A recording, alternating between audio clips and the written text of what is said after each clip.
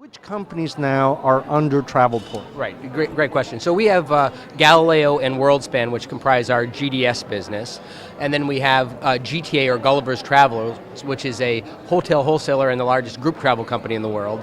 And then we are still own a significant share of Orbitz worldwide, which has 20 different websites, including ebookers.com, Cheap Tickets, and Orbitz. Those are the major ones. I'm sure you got Many others, Hotel Club, Flairview, and others as well. What do you see as the major events or opportunities that presents itself in the next year or two?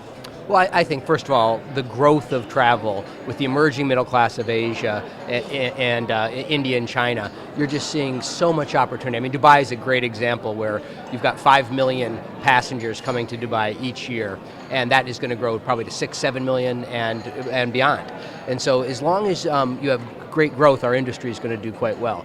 On top of it, you've got other opportunities, of course, are the fact that as people's incomes increase, they not only want to increase their local travel, they want to now go interregional.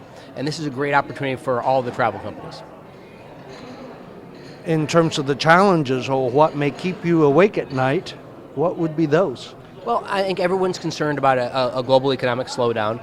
Everyone's concerned about a high oil price. And then, of course, there's the environmental issues associated with travel. And this is one that we as an industry and we as Travelport need to really address front on. And that's we announced a Carbon Trakker today, which will give travelers, businesses, and or consumers the ability to see how much carbon they use each time that they travel. Almost all companies have been well aware of the environmental concerns that we as corporate citizens have, as world citizens have, for the last several years. Certainly my entire time at Travelport, it's been very high on the agenda. I've been with Travelport for 2 years. It's been on the agenda the entire time.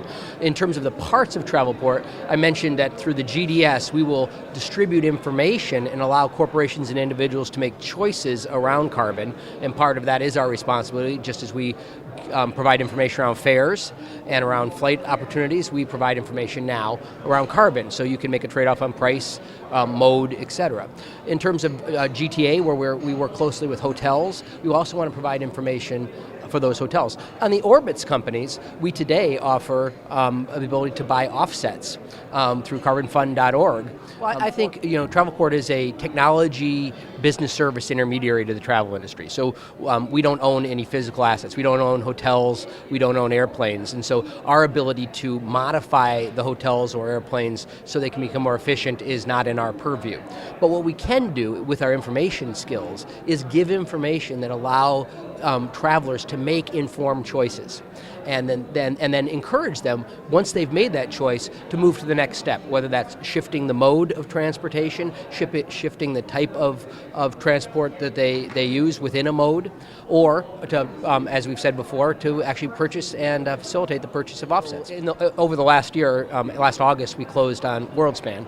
And that was the largest acquisition in the history of the industry. So we would not call last year slow.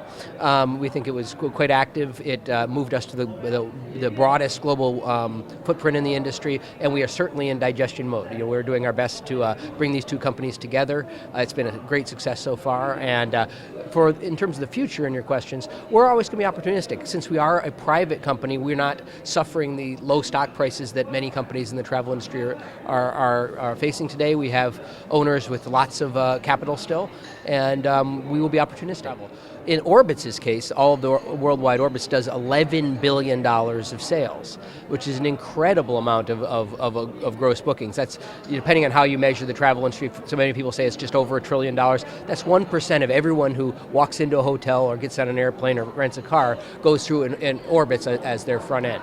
So the footprint and the scale that these OTAs can do in a world that obviously is still building out the infrastructure of internet in many countries is enormous. So I think there's a lot of legs, a lot of growth in the traditional model. That said, some interesting new models are happening. Metasearch being one. More robust offerings, additional products such as offsets, doing better job on packaging. These are all great opportunities for the company going forward. So we think that there will be a verticalization of search. Today, Google is the best example of a horizontal, one size fits all for search. And over time, we're going to find that companies and consumers want to be able to search in more specific and more relevant ways. And we believe that GDS, OTA, are great solutions to do that.